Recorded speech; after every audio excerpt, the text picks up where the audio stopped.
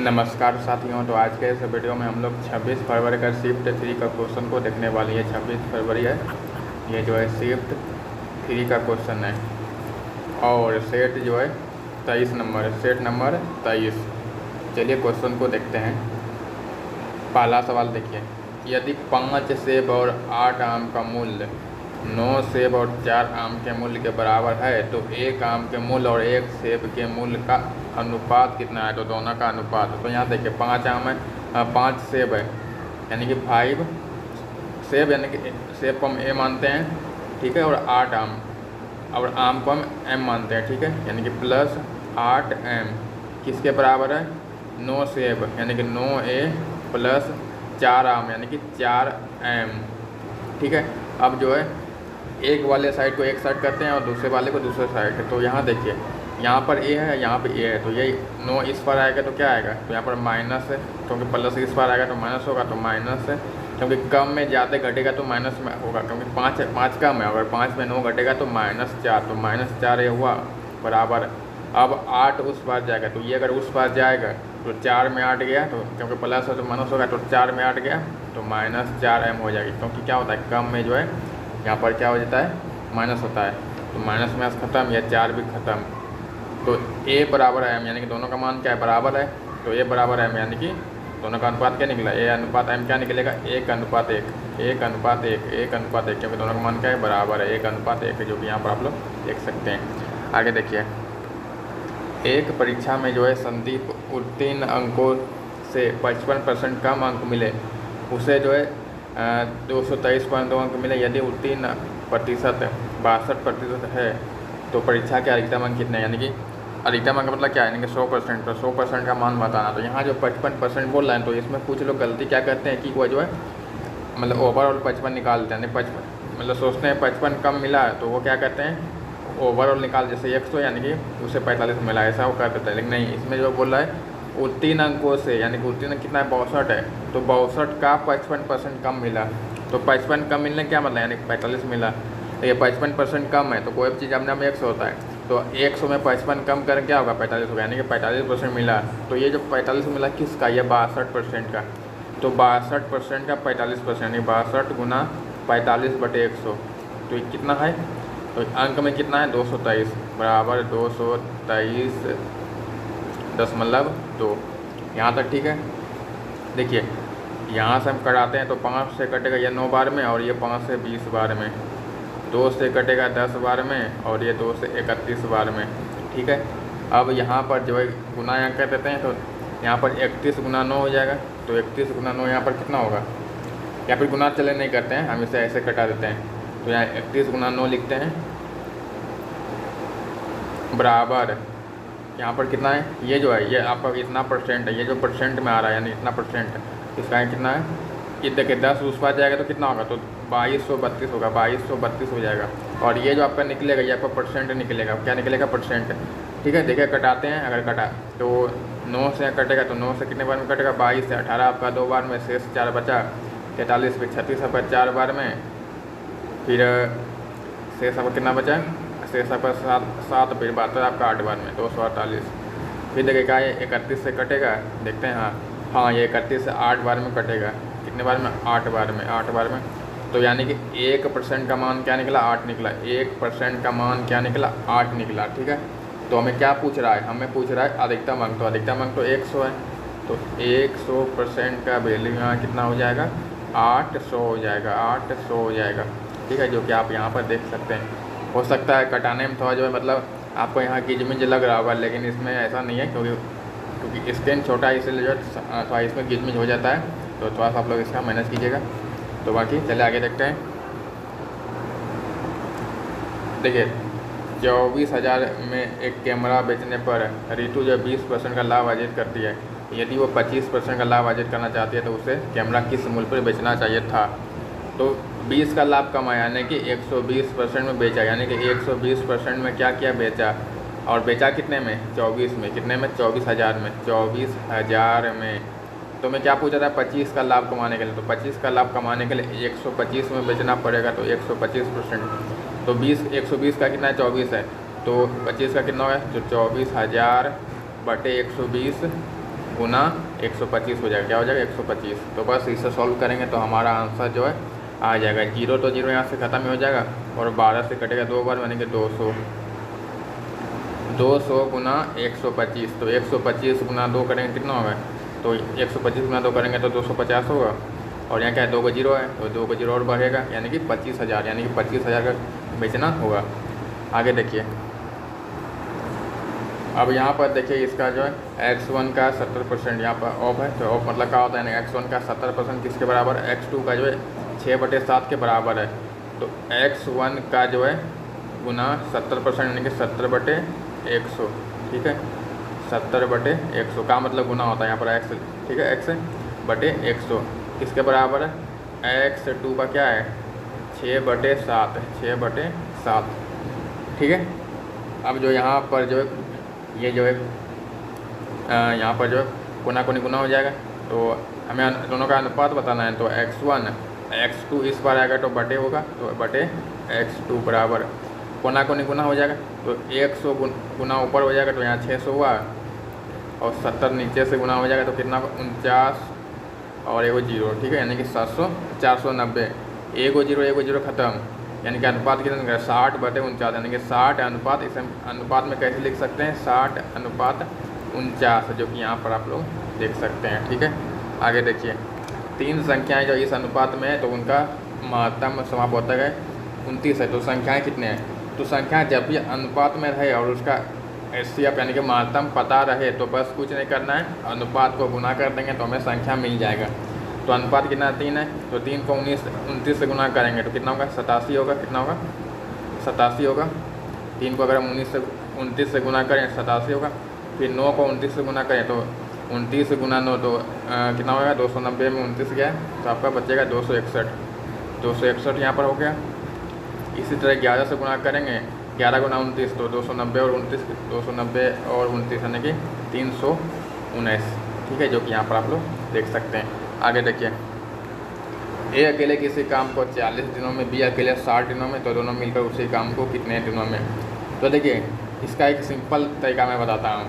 देखिए, जब 2 व्यक्ति का काम हमें अलग अलग दिया रहे और कुल पूछे, टोटल पूछेगा तो बस कुछ नहीं, गुना दोनों गुना करेंगे। 40 गुना 60 बटे दोनों को प्लस करेंगे तो 40 और 60 कितना होगा? 100।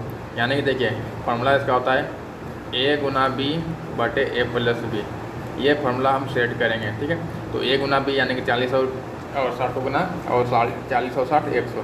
तो बस 0 0 कटाएँगे, 4 गुना 6 24, यानी कि 24 दिन में क्या करेगा? काम को पूरा करेगा दोनों मिलके। आगे देखिए, एक साइकिल $120 में खरीदी गई और 15% लाभ पर बेची गई, तो विक्रय मूल्य। तो 15 के लाभ पे बेचा, यानी कि 115% में क्या क्या बेचा, तब ना 15% का लाभ होगा। तो हम क्या करेंगे? सीधा जो 120 का 115% निकाल लेंगे। 115 तो 115% यानी 115/100। ठीक है, अब जो ये जो है 20 से कटेगा 5 बार में और ये 6 बार में। ठीक है, 5 से कटेगा ये 23 बार में। 23 गुना 6 करेंगे तो 138, जो कि यहाँ पर आप लोग देख सकते हैं। आगे देखिए, 4.2 सेंटीमीटर आधार त्रिज्या है, यानी त्रिज्या इतना है, और 8 सेंटीमीटर ऊंचाई है। तो बेलन का कुल पृष्ठ क्षेत्रफल, तो बेलन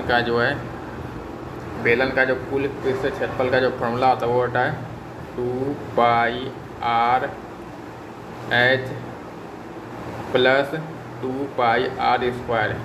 ये होता है कुल पृष्ठीय क्षेत्रफल, कुल पृष्ठीय क्षेत्रफल का फॉर्मूला होता है। ठीक है, ये इसका फॉर्मूला होता है। तो चलिए अब इसे सेट करते हैं। तो यहाँ पर देखिए 2π तो यहाँ कॉमन आ जाएगा, तो 2π को कॉमन लेते हैं। 2πr कॉमन हो गया तो यहाँ क्या बचा है? अंदर में क्या बचेगा? यहाँ h बचेगा और यहाँ पर r बचेगा। इस तरह से यहाँ पर बचेगा। तो 2 गुना पाई का मान 22/7, पाई का मान 22/7, आर का मान कितना है? 4.2, और ऊंचाई यहाँ पर कितना है? कलर को बदल देते हैं। ठीक है, और ऊंचाई यहाँ पर कितना है? यहाँ पर ब्रैकेट है ना, हाँ। तो ऊंचाई कितना है? ऊंचाई आपका 8 है, तो 8 और 4 कितना हुआ? 12, यानी कि 12.2 आपका सब मिल के हुआ 12.2 यहाँ पर हो गया। अब जो है जो कटा है उसे कटा लेते हैं। तो यहाँ पर ये जो है 7 से कटेगा 42 कितने बार में, 0.6 बार में, 0.6 बार में, ठीक है, 0.6 बार में। तो 2 गुना 22 44 हुआ, फिर 44 गुना 6 करेंगे तो 44 गुना 6 हो जाएगा 264 हुआ ना, और एक अंक के बाद 10 यानी 26.4 आया। कितना है, 26.4 यहाँ पर आया, और गुना 12.2 यानी कि 26 को देखें लगभग में अगर हम 12 से गुना करें तो लगभग में 300 के आसपास आएगा, जो कि आप यहाँ पर देख सकते हैं, ठीक है, 300 के आसपास। तो ठीक है, ये हो जाएगा। चलिए आगे देखिए। साधारण ब्याज की एक योजना में 7,000 रुपये की धनराशि निवेश की जाती है। इस योजना में ब्याज की दर 20% वार्षिक है। यदि ब्याज से जो है कितना प्राप्त होता है, 1750 प्राप्त होते हैं, तो धनराशि कितने महीनों में निवेश की गई, यानी कि महीना बताना है, ठीक है। देखिए 20% है तो यानी कि 7,000 है, तो 7,000 का 20% कितना, यानी एक साल में कितना होगा, एक साल में 12 महीने होते हैं। तो यहाँ देखिए 7,000 का 20%, तो इसका 10% 700 होगा, 7 दूनी 14, यानी कि 1400 क्या निकलेगा, 20%, यानी कि 1400 क्या मिला, ब्याज मिला। क्या मिला, ब्याज मिला। तो ये जो 1400 ब्याज मिला कई महीना में मिला, क्योंकि एक साल में मिला, तो एक साल का मतलब 12 महीना, यानी कि 12 महीना में क्या मिला, 12 महीना में ब्याज मिला 1400। तो हमें 1750 का पूछा है, यानी कि 1750 रुपये कई महीना में मिलेगा। तो 1400 में 12 है, तो एक रुपये का कितना मिलेगा, तो 12/1400, 12/1400 महीना हो जाएगा, ठीक है। हमें 1750 का पूछ रहा है, तो बस 1750 से गुना करेंगे, तो 12/1400 गुना 1750, बस अब इसे सॉल्व करेंगे तो हमारा आंसर जो है आ जाएगा। तो देखिए किससे कटता है, तो हाँ ये जो है 7 से भी कट जाएगा। पहले यहाँ 0 कटाते हैं, ठीक है, अब 7 से कटाते हैं, तो 7 से कितने बार में कटेगा, ये 20 बार में कटा 7 से, और ये 7 से जो 17 है, 14 आपका 2 बार में, फिर 3 बचा, फिर 25 आपका जो है 5 बार में, हाँ 5 बार में 25 बार, फिर 5 से कटेगा ये 4 बार में, और ये 5 से जो है 5 बार में, ठीक है। कलर को बदलते हैं, तो 4 ये कटेगा 3 बार में, तो 3 गुना 5 15, यानी कि 15 महीना में क्या होगा, 1750 प्राप्त होगा, ठीक है। आगे देखिए, 41 छात्रों की कक्षा में 47 भार वाला एक नया छात्र शामिल होता है, और नया कक्षा का जो औसत भार है कितना हो जाता है, 1.5 kg कम हो जाता है। तो नया औसत भार, तो हमें नया औसत बताना है। तो देखिए नया औसत यहाँ पर 47 है, तो भार क्या हुआ, कम गया। तो भार कम ने क्या मतलब, इसका मतलब इसका जो है, इसका जो वज़न है कम रहा होगा। अगर इसका वज़न ज़्यादा रहता तो औसत आयु बढ़ता, अगर इसका वज़न ज़्यादा रहता तो औसत क्या होता, बढ़ता। तो क्योंकि 47 है तो पहले हम 47 लिखेंगे, तो इसका औसत क्या होना चाहिए, ज़्यादा होना चाहिए। तो जब ज़्यादा होना चाहिए तो प्लस करेंगे, क्योंकि नया औसत क्या होगा, इससे ज़्यादा ही होगा ना, इससे क्या होगा, ज़्यादा ही होगा, तो हम प्लस करेंगे। अब कितना प्लस है, तो देखिए 1.5 kg क्या हुआ, कम हो गया। तो 1.5 kg जो कितने में से कम हो गया, 41 में से, क्योंकि हमें नया औसत पूछ रहा है। अगर हमें पूछता पुरानका औसत है, तो पुरानका औसत में क्या करते हैं, तो 41 है ना, और एक वो बढ़ा दो 42 का करते, 42 का करते, लेकिन हमें नया औसत पूछा है, तो इसलिए हम 41 का ही करेंगे, ठीक है। या फिर अब 42 करके आप घटा भी सकते हैं, आप ऐसे भी कर सकते हैं, दोनों का 42 करके, जैसे 41 और एक 42 हुआ, तो 42 का निकाल के आप घटा भी सकते हैं। चलिए वो ऐसे ही करते हैं, बात ऐसे एक ही है। तो 41 है, एक को शामिल है, तो 42 को हुआ, 42 को छात्र यहाँ पर हो गया, 42 को क्या वो छात्र हुआ, 42 को। तो ये जो 42 है ये कितना कम हुआ, 1.5 kg। तो 1.5 kg का 42 का इसमें हिस्सा है, तो 42 का हिस्सा है, तो 42 गुना 1.5 करेंगे, तो 42 गुना 1.5 करेंगे 1.5, तो 42 और 1 63, कितना हुआ 63। तो बस 63 को इसमें प्लस करेंगे, यानी कि वजन यहाँ पर कितना हो गया, 47 और यहाँ 63, 47 और 63 यहाँ पर कितना हो गया, तो आपका हो गया 110, कितना हो 110। ये आपका निकला पुराना औसत, लेकिन हमें नया औसत पूछा है, तो नया औसत में क्या है, 1.5 kg कम है, तो कम है, इसमें माइनस 1.5 करेंगे, तो कितना आएगा 108.5 यहाँ पर आएगा, जो कि यहाँ पर आप लोग देख सकते हैं। और अगर डायरेक्ट अगर नया औसत निकाल रहा तो खाली हम 41 का हिसाब करते, अगर हम 41 का हिसाब निकालते तो हमें डायरेक्ट हमें ये प्राप्त हो जाता। लेकिन चलिए कोई बात नहीं, बात इसमें एक ही है, ठीक है। चलिए आगे देखिए,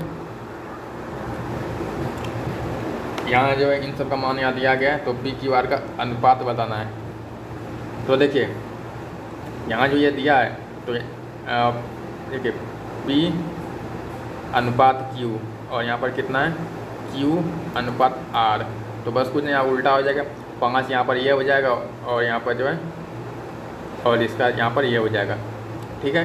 यानी कि देखिए P का कितना हो गया, P का यहाँ 5 हो जाएगा, P का यहाँ 5 हो जाएगा और Q का यहाँ 4 हो जाएगा, उल्टा हो जाएगा। फिर यहाँ वैसे यहाँ देखिए यहाँ पर R का यहाँ पर ये हो जाएगा और Q का यहाँ पर ये हो जाएगा, तो Q का यहाँ कितना होगा 4 हो जाएगा और R का यहाँ 3 हो जाएगा।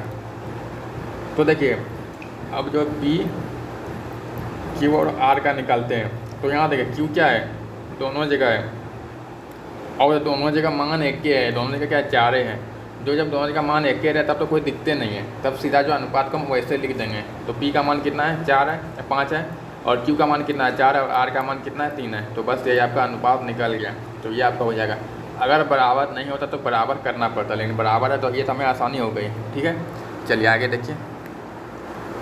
तो यहाँ पर इसे सॉल्व करना है 12 नंबर का सवाल।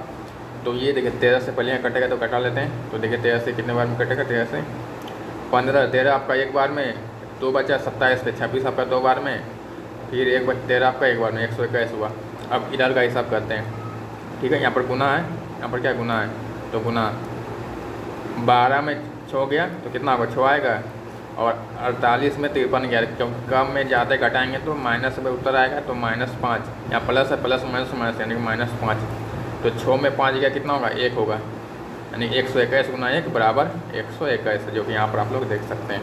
आगे देखिए, दिनेश ने 300 रुपये प्रति डजन की दर से 12 डजन सेब खरीदे। वह प्रत्येक सेब को जो 30 रुपये की दर से बेचता है, तो कितना लाभ हुआ। तो इसमें देखिए हमें इस 12 डजन का हिसाब निकालने का इसमें ज़रूरत नहीं है। देखिए 1 डजन में क्या होता है 12, तो हम इसका हिसाब देखेंगे। यानी कि देखिए 300 में क्या क्या 12 को खरीदा है, क्योंकि हम सबका नहीं निकालेंगे, क्योंकि हमें खाली लाभ % पूछ रहा है ना, ठीक है, लाभ % पूछ रहा है। तो देखिए 30 है, 300 है, कितना 1 डजन खरीदा यानी 12 को खरीदा। और यहाँ देखें, यहाँ जो 1 सेब 30 में बेचा, तो 1 सेब 30 में बेचा तो 12 सेब का कितना बेचेगा, तो 12 गुना 30 करेंगे तो 12 गुना 30 कितना होगा, यानी 360। यानी कि देखिए 300 में यहाँ कितना गया, 300 में जो है 12 को खरीदा और 12 को 360 में बेचा, यानी कितने का लाभ हुआ, 60 रुपये का लाभ हुआ, कितने पर 300 पर, क्योंकि सी भी कितना 300, तो 300 पर लाभ हुआ, तो 100 पर कितना होगा, ठीक है। यहाँ से 0 0 खत्म, 3 से कट गए 20 बार में, यानी कि 20% का यहाँ क्या हुआ, 20% का यहाँ पर लाभ हुआ, जो कि यहाँ पर आप लोग देख सकते हैं, यानी कि सेशन कर सकते हैं। आगे देखिए, 2 रेलगाड़ियाँ जो 40 और 90 का चाल से एक ही दिशा में चले तो उनकी लंबाई क्रमशः इतना इतना इतना है। तो तेज़ रेलगाड़ी को धीमी रेलगाड़ी को पार करने में कितना समय लगेगा। तो जब भी दोनों दिशा का समान रहे, अगर दिशा समान रहे तो गति का अंतर है, क्योंकि दिशा यहाँ क्या है समान है, तो समान तो अंतर है। कितने का अंतर है, 50 किलोमीटर प्रति घंटा का अंतर है, 50 किलोमीटर प्रति घंटा क्या है अंतर यहाँ पर है, ठीक है।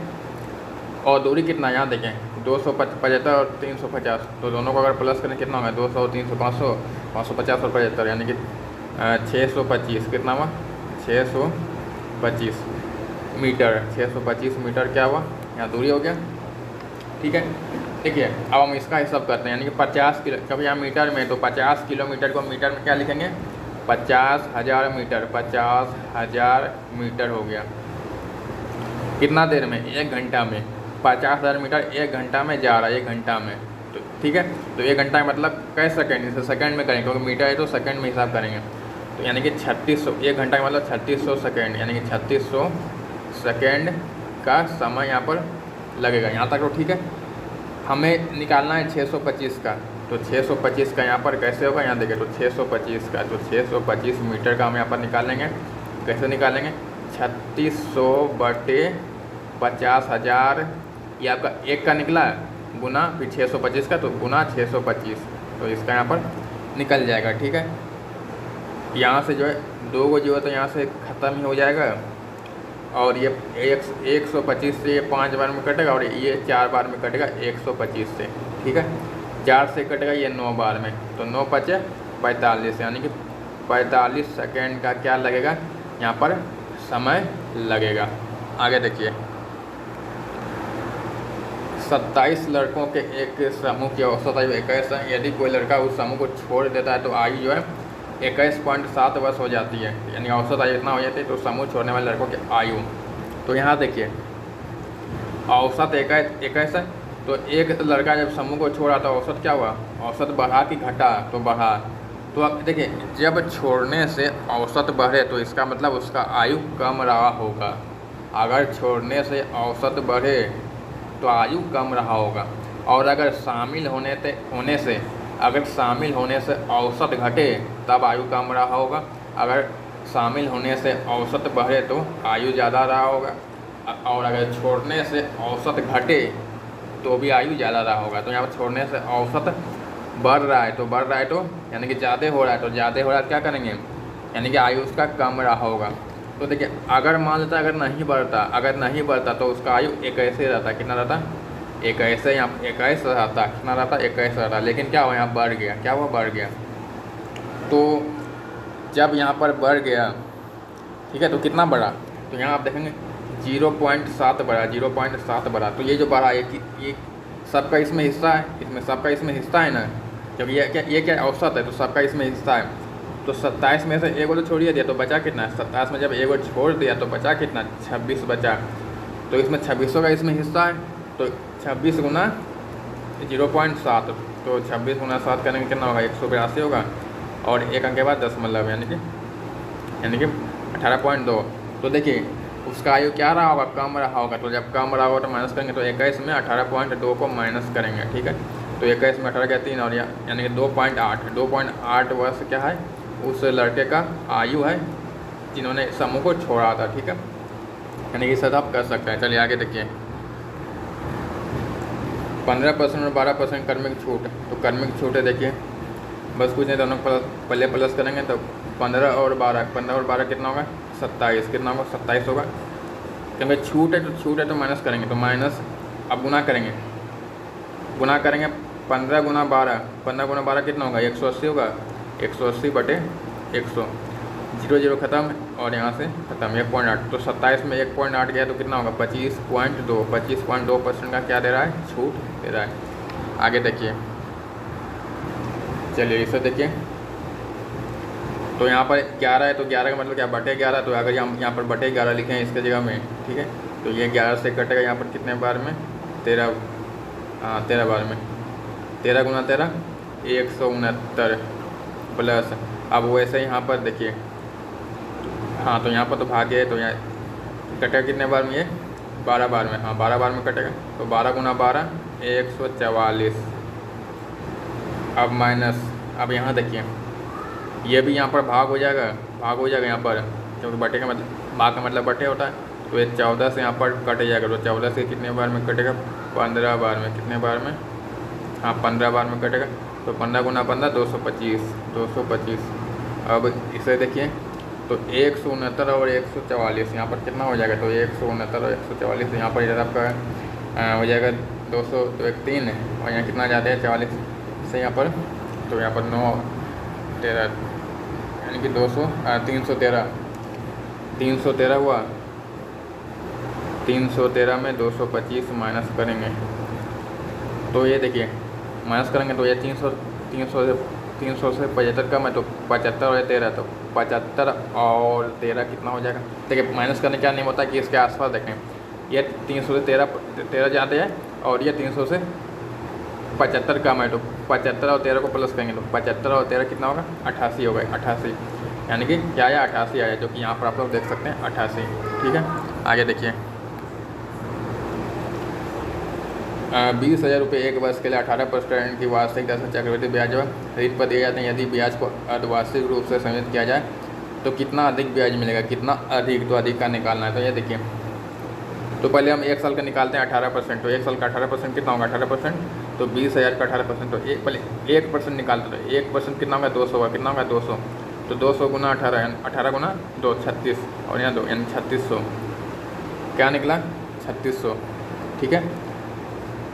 अब हमें क्या निकालना कि अगर अर्धवार्षिक होगा तो इसमें क्या होगा, अर्धवार्षिक होगा तो क्या होगा, तो अर्धवार्षिक हुआ देखेंगे 20,000, 1 साल का पूछ रहे हैं, 1 साल का, तो 1 साल में क्या अर्धवार्षिक है, तो अर्धवार्षिक मतलब तो 2 गो अर्धवार्षिक होगा, तो 2 गो बनाएंगे, 2 गो अर्धवार्षिक, ये पहला अर्धवार्षिक, ये दूसरा अर्धवार्षिक। दर कितना 18 है, तो 18 का 9 यानी कि 9% करके मिलेगा, तो इसका 9%, 1% तो 200 होगा, तो 9 दूनी 18 यानी कि 1800 और यहाँ भी क्या है 1800, यहाँ तक दोनों बराबर है, लेकिन यहाँ 3600 है और यहाँ भी 18 ने 36, यहाँ तक तो सेम है। लेकिन जैसे हम अगले में जाएंगे तो हमें इसका भी ब्याज मिलेगा। तो इसका 9% हो, ठीक है 9%।